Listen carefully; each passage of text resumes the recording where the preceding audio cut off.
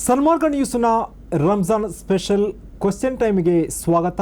ನಾನು ಶಂಶೀರ್ ಬೊಡೋಳಿ. ಮುಸ್ಲಿಮರು ತಮ್ಮ ದಿನನಿತ್ಯದ ಜೀವನದಲ್ಲಿ ಅರಬಿಕ್ನ ಕೆಲವು ಪಾರಿಭಾಷಿಕ ಪದಗಳನ್ನು ಉಪಯೋಗ ಮಾಡ್ತಾರೆ. ಆದರೆ ಹೆಚ್ಚಿನವರಿಗೆ ಈ ಪಾರಿಭಾಷಿಕ ಪದಗಳ ಅರ್ಥ ಗೊತ್ತಿರಲ್ಲ.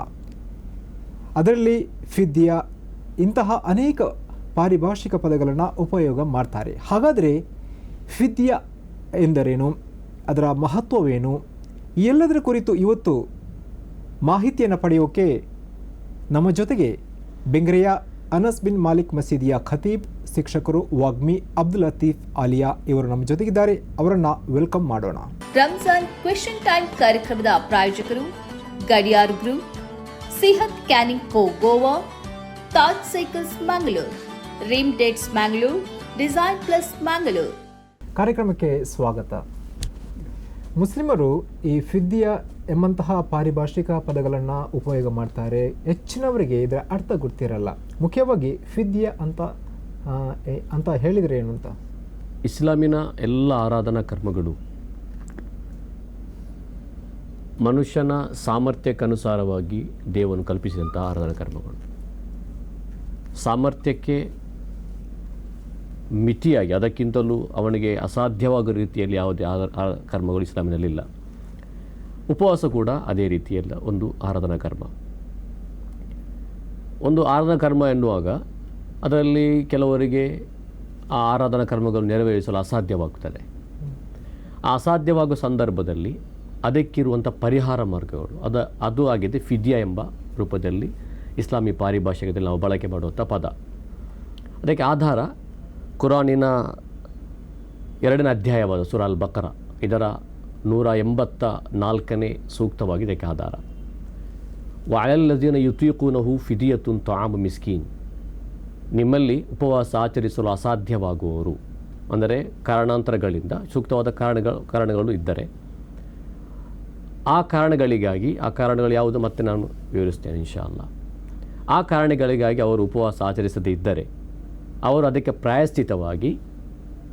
ಪ್ರಾಯಶ್ಚಿತವಾಗಿ ಇಂತಿಷ್ಟು ಪ್ರಮಾಣದಲ್ಲಿ ಆಹಾರವನ್ನು ಅಥವಾ ಒಂದು ಹೊತ್ತಿನ ಆಹಾರವನ್ನು ನಿರ್ಗತಿಕರಿಗೆ, ಬಡವನಿಗೆ ನೀಡಬೇಕು ಎಂಬ ಒಂದು ಆದೇಶ ಇದೆ. ಅದಾಗಿದೆ ಫಿದ್ಯಾ ಎಂಬುದು. ಮುಖ್ಯವಾಗಿ ಫಿದ್ಯಾ ಯಾವಾಗ ಕೊಡಬೇಕು ಅಂತ ಕೆಲವು ಗೊಂದಲ ಇರುವಂಥದ್ದು, ಅದರ ಕುರಿತು ಮಾಹಿತಿ ಕೊಡ್ಬೋದಾ? ಫಿದ್ಯಾ ಯಾರು ಕೊಡಬೇಕು ಅಂದರೆ, ಒಂದನೆಯದು ನಿತ್ಯ ರೋಗಿಗಳು, ಅಂದರೆ ಶಾಶ್ವತವಾಗಿ ರೋಗದಲ್ಲೇ ಇರುವವರು, ಅಂದರೆ ಅವರು ನಿತ್ಯ ರೋಗಿಗಳು, ಅವರು ಗುಣಮುಖರಾಗಬಹುದು ಎಂಬ ನಿರೀಕ್ಷೆಯೇನಿಲ್ಲ. ಅಂಥ ವ್ಯಕ್ತಿಗಳಿಗೆ ಉಪವಾಸ ಆಚರಿಸಲು ಅಸಾಧ್ಯವಾಗಬಹುದು. ಎರಡನೆಯದು ಅತಿ ವೃದ್ಧಾಪ್ಯ, ವಯೋವೃದ್ಧರು, ವಯಸ್ಸಾಗಿ ಅವರಿಗೆ ಉಪವಾಸ ಆಚರಿಸಲು ಅಸಾಧ್ಯವಾಗಬಹುದು. ಅಂಥ ಸಂದರ್ಭಗಳಲ್ಲಿ ಅವರಿಗೆ ಈ ಫಿದ್ಯಾ ಕೊಡುವಂಥ ರೈಟ್ಸ್ ಇದೆ. ಅವರ ಹೆಸರಲ್ಲಿ ಕೊಡಬೇಕು ಫಿದ್ಯಾ. ಮತ್ತು ಅದು ಉಪವಾಸದಲ್ಲೂ ಉಪವಾಸಕ್ಕೆ ಒಂದು ಹೊತ್ತಿನ ಅಥವಾ ಇಂತಿಷ್ಟು ಪ್ರಮಾಣ ಇದೆ, 1.5 kg ಇಂದ 2 kg ಅಕ್ಕಿವರೆಗೆ ಕೊಡುವಂಥ ಒಂದು ನಿರ್ದಿಷ್ಟವಾದ ಪ್ರಮಾಣ ಇದೆ. ಅಷ್ಟು ಪ್ರಮಾಣದಲ್ಲಿ ಆಹಾರವೋ ಅಥವಾ ರೆಡಿಯಾದ ಆಹಾರವೆಂದಾದರೆ ಒಂದು ಹೊತ್ತಿನ ಆಹಾರವನ್ನು ಕೊಟ್ಟರೆ ಸಾಕು. ಇನ್ನು ರೆಡಿ ಅಲ್ಲದ ಸಾಮಗ್ರಿಯನ್ನು ಕೊಡುವುದಾದರೆ ಅದು 1.5 kg ಇಂದ ಹಿಡಿದು 2 kg ವರೆಗಿನ ಆಹಾರವನ್ನು ನಿರ್ಗತಿಗೆ ಬಡವರಿಗೆ ಕೊಡಬೇಕು ಎಂಬ ಒಂದು ಆದೇಶ ಇದೆ. ಅದು ರಂಜಾನ್ನಲ್ಲೂ ಕೊಡ್ಬೋದು, ರಂಜಾನ್ ನಂತರವೂ ಕೊಡ್ಬೋದು. ಈಗ ಫಿದ್ಯಾ ವಿಚಾರದಲ್ಲಿ ಆಹಾರವನ್ನು ಕೊಡ್ಬೋದು ಅಂತ ಹೇಳಿದರೆ, ಅದರ ಬದಲು ಹಣವನ್ನು ಏನಾದರೂ ಕೊಡ್ಬೋದಾ? ಹಣ ಕೊಡ್ಬೋದಂತ ಒಂದು ಅಭಿಪ್ರಾಯ ಇಮಾಮ್ ಅಬು ಹನೀಫ ರಹ್ಮತುಲ್ಲಾಹಿ ಅಭಿಪ್ರಾಯ ಇದೆ, ಹಣವಾಗಿಯೂ ಕೊಡ್ಬೋದು ಅಂತ. ಆದರೆ ಅತ್ಯುತ್ತಮ ಆಹಾರವಾಗಿ ಅಥವಾ ಸಾಮಗ್ರಿಗೆ ಕೊಡೋದು ಉತ್ತಮ. ಹಣ ಅಗತ್ಯವಾಗಿ ಅದು ಕೊಡ್ಬೋದು. ಯಾರು ಫಿದ್ಯಾ ಕೊಡ್ಬೋದು ಅಂತ ಹೇಳಿದರೆ, ಆದರೆ ಯಾರಿಗೆ ಫಿದ್ಯಾ ಕೊಡೋಕ್ಕೆ ಅವಕಾಶ ಇಲ್ಲ, ಫಿದ್ಯಾ ಕೊಡೋ ಅವಕಾಶ ಇಲ್ಲ ಎಂಬುವರು, ಅಂದರೆ 1-2 ದಿನ ಜ್ವರ ಬರ್ತದೆ, ಅದಕ್ಕಾಗಿ ಅವನಿಗೆ ಉಪವಾಸ ಆಚರಿಸಲು ಸಾಧ್ಯವಾಗುತ್ತಿಲ್ಲ, ನಂತರ ಅವನು ಗುಣಮುಖವಾಗ್ತಾನೆ. ಅಂಥ ವ್ಯಕ್ತಿಗಳಿಗೆ ಫಿದ್ಯಾ ಕೊಡುವುದಲ್ಲ, ನಂತರ ದಿನಗಳಲ್ಲಿ ಅವನು ಕಜಾ ಮಾಡಬೇಕು. ಕಜಾ ಅಂದರೆ ಆ ಬಿಟ್ಟು ಹೋದಂಥ ಉಪವಾಸವನ್ನು ಬೇರೆ ತಿಂಗಳ ದಿನಗಳಲ್ಲಿ ಅದನ್ನು ಹಕ್ಕು ಸಂದಾಯ ಮಾಡೋದು, ಅದನ್ನು ಉಪವಾಸ ಆಚರಿಸಿ ಅದು ಕಜಾ ಮಾಡೋದು ಅಂತ ಹೇಳೋದು. ಇಂಥ ವ್ಯಕ್ತಿಗಳಿಗೆ ಅದು ಒಂದು ಪ್ರಯಾಣಿಕ, ಒಬ್ಬ ಮುಸಾಫಿರ್, ಅವನು ಟ್ರಾವೆಲರ್, ಅವನಿಗೆ ಪ್ರಯಾಣದಲ್ಲಿ ಉಪವಾಸ ಆಚರಿಸಲು ಕಷ್ಟವಾಗ್ಬೋದು. ಆ ಸಂದರ್ಭದಲ್ಲಿ ಅವನು ಊರಿಗೆ ಮರಳಿದ ನಂತರ ಇನ್ನಿತರ ದಿನಗಳಲ್ಲಿ ಉಪವಾಸದ ಆ ರಂಜಾನ್ ತಿಂಗಳ ನಂತರದ ತಿಂಗಳುಗಳಲ್ಲಿ ಅವನು ಆ ದಿನವನ್ನು ಆಚರಿಸಬೇಕು. ಅವರಿಗೆ ಫಿದಿ ಅಲ್ಲ, ಕಜಾ ಮಾಡಬೇಕು. ಈಗ ನೀವು ಕಜಾ ಮತ್ತು ಫಿದ್ಯ ಬಗ್ಗೆ ಹೇಳಿದರೆ, ಕೆಲವರಿಗೆ ಈ ವಿಚಾರದಲ್ಲಿ ಮತ್ತಷ್ಟು ಸ್ವಲ್ಪ ಗೊಂದಲ ಇರುವಂಥದ್ದು, ಫಿದ್ಯ ಮತ್ತು ಉಪವಾಸದ ಕಜಾವನ್ನು ಎರಡನ್ನು ಒಟ್ಟಿಗೆ ನಿರ್ವಹಿಸಬಹುದು ಅಂತ. ಫಿದ್ಯ ಮತ್ತು ಕಜಾ ಅದು ಎರಡೂ ಕೊಡುವಂಥ ಸಂದರ್ಭಗಳಿವೆ. ಇಮಾಮ್ ಶಾಫಿ ರಹಿಮಹುಲ್ಲಾ ಮತ್ತು ಇಮಾಮ್ ಅಹ್ಮದ್ ಬಿನ್ ಹಂಬಲ್ ರಹಮತುಲ್ಲಾಹಿ ಅಲೈ ಇವರ ಅಭಿಪ್ರಾಯದಲ್ಲಿ ಒಂದು ಗರ್ಭಿಣಿ ಸ್ತ್ರೀ ಅಥವಾ ಸ್ತನಪಾನ ಮಾಡುವ ಮೊಲೆ ಹಾಲುಣಿಸುವಂತಹ ತಾಯಂದಿರು, ಇವರಿಗೆ ಎರಡು ಕಂಡೀಷನ್ ಇದೆ. ಒಂದನೆಯದು, ಒಂದು ವೇಳೆ ಆ ತಾಯಂದಿರು, ಒಂದು ಗರ್ಭಿಣಿಯಾದ ಸ್ತ್ರೀ ಅಥವಾ ಮೊಲೆ ಹಾಲುಣಿಸುವಂತಹ ಸ್ತ್ರೀ ತಾಯಿ ತನ್ನ ಮಗುವಿನ ಆರೋಗ್ಯದ ಹಿತದೃಷ್ಟಿಯಿಂದ ಆ ಮಗು ಅನಾರೋಗ್ಯ ಪೀಡಿತವಾಗಬಹುದು ಎಂಬ ಕಾರಣಕ್ಕಾಗಿ ಮಾತ್ರ ಉಪವಾಸ ಬಿಡುವುದಾದರೆ ಅದರ ಬದಲಾಗಿ ಫಿದಿಯೋ ಕೊಡಬೇಕು, ಕಜಾ ಕೂಡ ಮಾಡಬೇಕು ಎಂಬುದು ಈ ಇಬ್ಬರ ಅಭಿಪ್ರಾಯ, ಇಮಾಮ್ ಶಾಫಿ ಮತ್ತು ಇಮಾಮ್ ಅಹ್ಮದ್ ಬಿನ್ ಹಂಬಲ್ ಅಭಿಪ್ರಾಯ. ಮತ್ತೊಂದು ಹದೀಸ್ ಇದೆ, ಇಬ್ನ್ ಅಬ್ಬಾಸ್ ರದಿಯಲ್ಲಾಹು ಅನ್ಹು ಅವರ ಪತ್ನಿ ಗರ್ಭಿಣಿಯಾದ ಸಂದರ್ಭದಲ್ಲಿ ಆಗ ಅವರೊಂದಿಗೆ ಹೇಳಿದರು, ನಿನಗೆ ಉಪವಾಸ ಆಚರಿಸಲು ಅಸಾಧ್ಯವಾಗ್ತಿದೆ, ನೀನು ನಂತರ ಫಿದ್ಯ ಕೊಟ್ಟರೆ ಸಾಕು, ಕಜಾ ಮಾಡಬೇಕಾಗಿಲ್ಲ ಅಂತ ಅವರು ಹೇಳಿ ಒಂದು ಹದೀಸ್ ಕೂಡ ಇದೆ.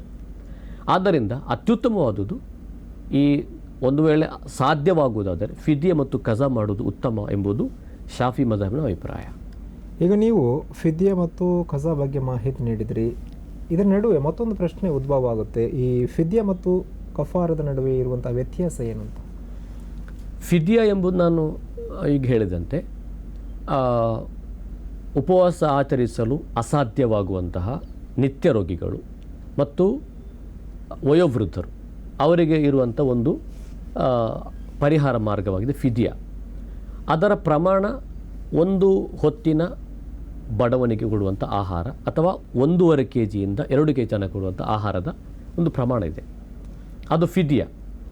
ಕಫಾರ ಎಂದರೆ ಒಬ್ಬನು ಉದ್ದೇಶಪೂರ್ವಕವಾಗಿ ರಮಜಾನ್ನಲ್ಲಿ ಮಾಡಲು ಬಾರದಂತಹ ನಿಷಿದ್ಧವಾದ ಕರ್ಮಗಳನ್ನು ಮಾಡಿ ಉಪವಾಸ ತೊರೆದರೆ, ನಿಷಿದ್ಧವಾದ ಕಾರ್ಯಗಳು ಎಲ್ಲರಿಗೂ ಗೊತ್ತು ಯಾವುದಂತಲ್ಲ, ಅಥವಾ ಬೇಕಂತಲೇ ಉದ್ದೇಶಪೂರ್ವಕವಾಗಿ ಉಪವಾಸವನ್ನು ಅವನು ತೊರೆದರೆ, ಉಪವಾಸ ಆಚರಿಸದಿದ್ದರೆ ಅವನಿಗೆ ಕೊಡಬೇಕಾದ ಪರಿಹಾರವಾಗಿದೆ ಕಫಾರ ಎಂಬುದು. ಇದು ಆ ರೀತಿ ಉದ್ದೇಶಪೂರ್ವಕವಾಗಿ ಯಾವುದೇ ರಮಜಾನಿನ ಯಾವುದೇ ಉಪವಾಸವನ್ನು ಬಿಡಬಾರ್ದು, ಅದು ಮಹಾ ತಪ್ಪು. ಒಂದು ವೇಳೆ ಆ ರೀತಿ ಸಂಭವಿಸಿದರೆ ಅದಕ್ಕೆ ಪರಿಹಾರವಾಗಿ ಇಸ್ಲಾಂ ಕಫಾರ ನೀಡಬೇಕು ಎಂಬ ಹದೀಸ್ ಇದೆ. ಆ ಕಫಾರದ ಪ್ರಮಾಣ, ಒಬ್ಬ ಸಹಾಬಿ ಈ ರೀತಿ ಮಾಡಿದಾಗ ಅಲ್ಲಾಹನ ಪ್ರವಾದಿ ಹೇಳಿದರು, ಅವರು ಕೇಳಿದರು, ನಿರಂತರವಾಗಿ 60 ದಿನಗಳ ಉಪವಾಸ ಆಚರಿಸಬೇಕು, ಒಂದು ದಿನ ಕೂಡ ತಪ್ಪಿ ಹೋಗಬಾರ್ದು, ತಪ್ಪಿದರೆ 1ರಿಂದ ಪ್ರಾರಂಭಿಸಬೇಕು. ಆ ರೀತಿ ಅದೊಂದು ಪ್ರಾಯಶ್ಚಿತ್ತವಾಗಿ ಕೊಡುವಂಥದ್ದು ಕಫಾರ. ಕಾರಣ ಉದ್ದೇಶಪೂರ್ವಕವಾಗಿ ಅವನು ಮಾಡಿದಂಥ ತಪ್ಪಿದು. 60 ದಿನಗಳು ನಿರಂತರವಾದ ಉಪವಾಸ ಆಚರಿಸಬೇಕು. ಅದು ಸಾಧ್ಯವಿಲ್ಲವೆಂದಾದರೆ 60 ನಿರ್ಗತಿಕರಿಗೆ, ಬಡವರಿಗೆ ಆಹಾರವನ್ನು ನೀಡಬೇಕು. ಇದು ಕಫಾರ. ಫಿದೆ ಅಂದರೆ ಒಬ್ಬ ವ್ಯಕ್ತಿಗೆ ಕೊಡುವಂಥ ಆಹಾರ, ಅದು ಕಾರಣ ಇದೆ, ಸೂಕ್ತವಾದ ಕಾರಣಗಳಿಗಾಗಿ ಅವನು ಉಪವಾಸ ಆಚರಿಸಿರುವುದು. ಕಫಾರದ ಉದ್ದೇಶಪೂರ್ವಕವಾಗಿ ನಮ್ಮ ಉಪವಾಸ ಬಿಟ್ಟಿದ್ದಾನೆ, ಅದಕ್ಕಾಗಿ ಕೊಡುವಂಥ ಪರಿಹಾರ. ಉಪವಾಸದ ಸಂದರ್ಭದಲ್ಲಿ ಮುಟ್ಟಾದಂತಹ ಮಹಿಳೆಯರು ಕೂಡ ಫಿದ್ಯ ಏನಾದರೂ ಕೊಡಬೇಕು? ಋತುಸ್ರಾವ ಅಥವಾ ಮುಟ್ಟಾದಂತಹ ಸ್ತ್ರೀಗಳಿಗೆ ಕುರಾನ್ ಹೇಳೋದು ಅದು ಪ್ರಾಕೃತಿಕ ದತ್ತವಾದಂಥದ್ದು, ಅಲ್ಲಾಹನು ನೀಡಿದಂಥ ಒಂದು ವಿಶೇಷವಾದ ರಿಯಾಯಿತಿ ಅವರಿಗಿದೆ. ರಮಜಾನ್ನಲ್ಲೂ ಉಪವಾಸ ಎಲ್ಲದರಲ್ಲೂ ಇದೆ, ನಮಾಜ್ನಲ್ಲೂ ಕೂಡ ಇದೆ. ಉಪವಾಸ ಆಚರಿಸದೇ ಇದ್ದರೆ ಅಂತಹ ಕಾರಣಗಳಿಗೆ, ಅದು ಶರঈಯಾದ ಕಾರಣಗಳು, ನಂತರ ದಿನಗಳಲ್ಲಿ ಕಜಾ ಮಾಡಿದರೆ ಸಾಕು, ಫಿದ್ಯೆ ನೀಡಬೇಕಾಗಿಲ್ಲ. ಈವರೆಗೆ ನೀವು ಫಿದ್ಯೆ ಕುರಿತು, ಕಜಾ ಕುರಿತು ಅನೇಕ ಮಾಹಿತಿಗಳನ್ನು ನೀಡಿದಿರಿ, ಅದಕ್ಕೆ ಧನ್ಯವಾದ. ಇದು ಇವತ್ತಿನ ರಂಜಾನ್ ಸ್ಪೆಷಲ್. ಮತ್ತೊಮ್ಮೆ ಹೊಸ ಸಂಚಿಕೆಯೊಂದಿಗೆ ಬರ್ತೀವಿ. ಅಲ್ಲಿಯವರೆಗೆ ನೋಡ್ತಾ ಇರಿ ಸನ್ಮಾರ್ಗ ನ್ಯೂಸ್, ಸುದ್ದಿಗಳ ಸಂತೆಯಲ್ಲಿ ಸತ್ಯದ ಮೊಂಬತ್ತಿ. Your brand deserves more attention, more leads, more growth. From powerful digital marketing that drives results to smart software solutions that streamlines your business and high quality printing that makes your brand stand out. Tundeja Publicity.